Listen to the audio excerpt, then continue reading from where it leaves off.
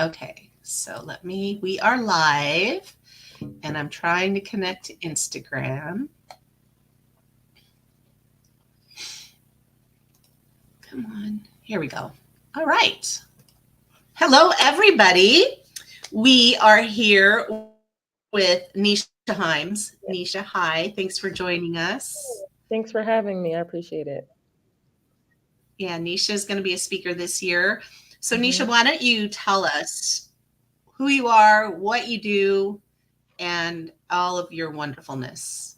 Awesome. Well, thank you again for having me. Can you hear me okay? I just want to make sure. Yeah. All right, cool. So my name is Neisha Himes. I am a domestic violence, I would say specialist, just all around Miss I will not shut up. That's what people call me. I am a survivor of domestic violence, was in a very toxic, violent relationship for a little over 5 years. And then even after leaving for the last time, still having to deal with getting away from him for good as far as like stalking and various just boundaries being crossed and things like that. And that relationship that I was in, it included various forms of abuse to include verbal, emotional, financial, psychological, physical, you name it, trying to convince that long story into something short. It's Mhm.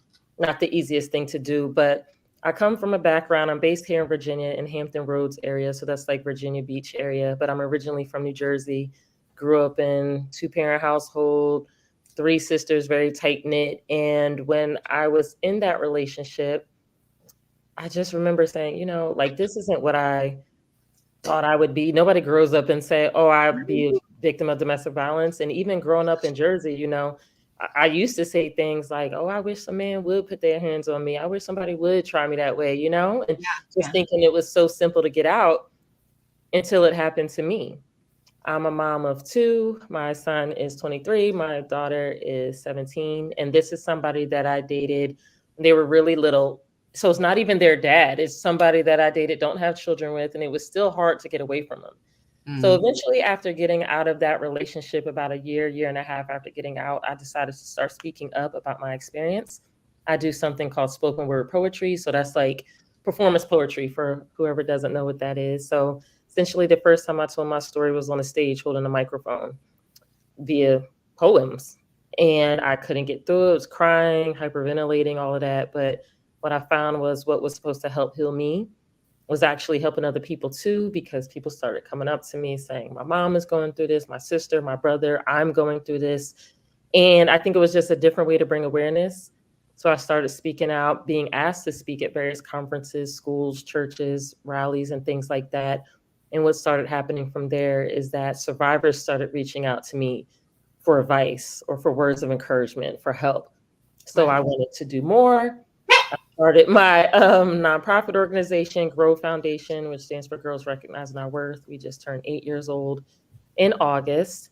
And I also started Neisha Christine Consulting. So whereas Grow does a lot of crisis intervention, community outreach, Neisha Christine Consulting does the workshops and the trainings. So I go to police departments, I go to churches, real estate companies, grocery stores. It doesn't matter. And I'm facilitating workshops and trainings on domestic violence, what it looks like, because I think it's as important to be proactive as it is to be reactive.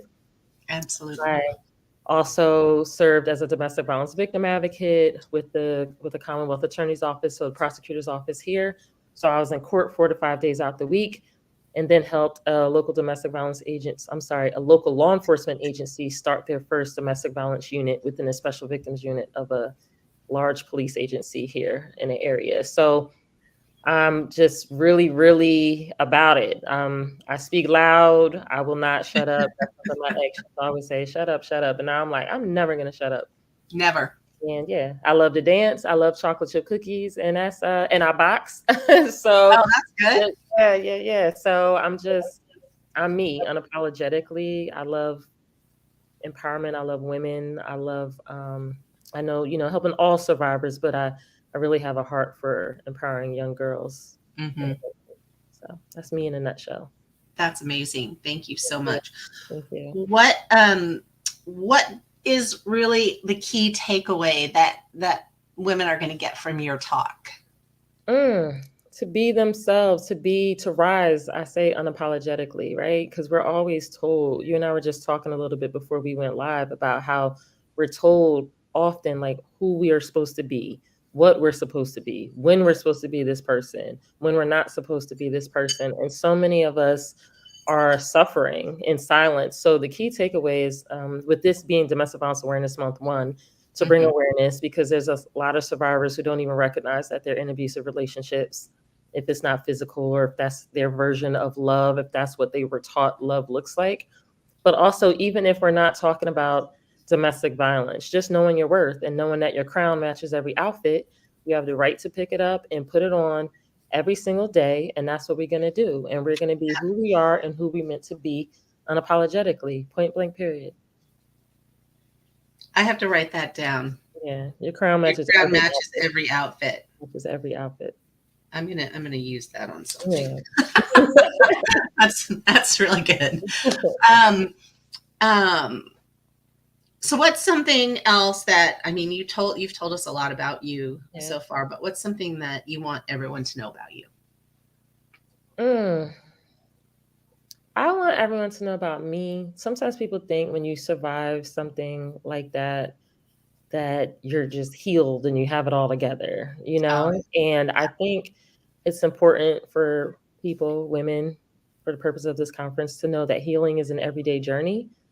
And, I don't have it all figured out either. Some days I can sit and just give my spiel like I just did and not cry and be fine. And other days it's like, wow, I'm really pissed off that, this person did that to me yeah, and, yeah, just thought that they could. So I'm just unapologetically right. me all the time. I love Wonder Yeah. Woman, hence the Wonder Woman. I do too.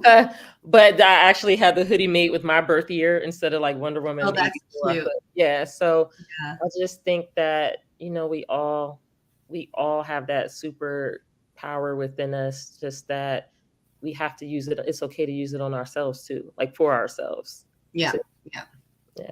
I can't show you right now, but I have a little Wonder Woman thing over there with, Love her. She actually yeah. has Thank you. a twin sister. No one talks about a black twin sister named Nubia.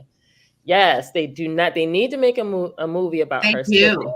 So Wonder Woman Diana, she was said to be made from white clay, and her sister from black clay. And Nubia's power is to heal after being hurt. That's her main power, to heal and That's rejuvenate after being hurt. amazing. So Yeah, that's yeah. So I love technically, that. yeah. So I think that, it just fits. And Yeah, it fits well. And yeah, there's no reason that there needs to be just one Wonder Woman. exactly. Everyone can be Wonder Woman. Everyone can put on the little blue bloomers with the white stars on it and the boots and walk around. We all can do it. Everyone can be Wonder Woman. Yes, If yes. you're a survivor, you are definitely Wonder Woman. Yeah, absolutely. And if you've never gotten into that mess, you're a Wonder Woman because you Right, know your worth, then good for you. right. Okay, that's enough. Sorry, my You're dog's. fine. I told you I gave her some Fritos, and now she's. Where's my Fritos, Mom? Why did you want to be a part of She Is Me? So I often I like search online and see like what speaks to me, right? And back in the day because I've been doing this work for 10 plus years now, spoken a lot of different places, a lot of different, just blessed to be able to do that. And back then I would just try to speak everywhere. And Yeah, now I'm much more intentional about where I want to speak and who, because I want to make sure that they're pouring into me as much as I'm pouring into them. So right. when I just started reading about the conference, the past conferences, going on the website, looking at the testimonies and things like that, it was just like, why not? And the phrase itself, "She is me," is powerful because we are all each other. We Yeah, are all sisters in one way, shape, or form. Women have such unique experiences. We have such unique trials and tribulations that so many of us can relate to. Like, I'm just learning hot flashes. I mean, it's like, and I'm like, oh God, like ladies, why y'all didn't tell me about this? Like, Nobody, or it's so funny because there's a big movement right now, right, about menopause, and people are talking about it more and more, but nobody talked about it. and it was like a thing to be ashamed about. And when you think about like our mom and our grandma, yeah, but I'm like, all right, I'm 43, like I'm too young to have a hot flash. But then when I feel like I'm on fire, I was like, okay. And you talk to other women and they're rallying around and they're telling you like, this is what you can do, this is what helps, this is what vitamins, this exercise, Yeah. and things like that. But just on a more serious note, just so many of us just need each other. Yeah. It needs someone. It needs someone to say, sis, I got you. And Yeah. sis, it's okay. And sis, you can cry. And sis, you can be happy. Because some Yeah. of us are afraid to be happy. Like Right. afraid. And I love quotes. And I saw this quote and it said, happiness is a form of courage. And it's like, yeah, like what do we have to do? It takes courage to do the things that make us happy. We're more than moms, we're more than wives, we're more than colleagues or coworkers or employees or whatever it is. You were Lisa before, you became mom. You were Yeah. Lisa before wife, and same for me. What does Neisha love to do? So that's what I challenge all the Michelles and the Denises and the Tiffany's and the Sarahs and all of that. So Yeah. that's why I signed up. Oh. I said, all right, pick me, y'all. So, and you did. And we did. Yeah. Yeah, thank you so much for being here. Really, really appreciate it. And we're so happy and honored to have you join us, and the work that you do. It's important. And, when the Me Too movement started, it was really the first time a lot of people had talked about it publicly. I know when I posted the Me Too hashtag on my Facebook page, it was the first time I'd said it to everyone. And it was surprising. And then you see statistics, and it's always so mind boggling to me, how every woman knows someone who's been assaulted in some way. Right? Whether it be by their partner, their husband, their estranged. I mean, everyone knows a woman that's been assaulted in some way. But no men know any assaulters, or no men like no men ever talk about, hey, don't do that, guys. Hey guys, don't beat your wife. Hey guys, don't treat her that way. Don't do that. It's bad. No one ever says anything in that on that vein. Like nobody ever says anything around that. And then it's that, well, that's, boys will be boys, or that's what guys do, or, even like when we're little kids, right? Well, if he hits you, it's because he likes you. Right. Yeah. What? Yeah. Yeah. And I think on that same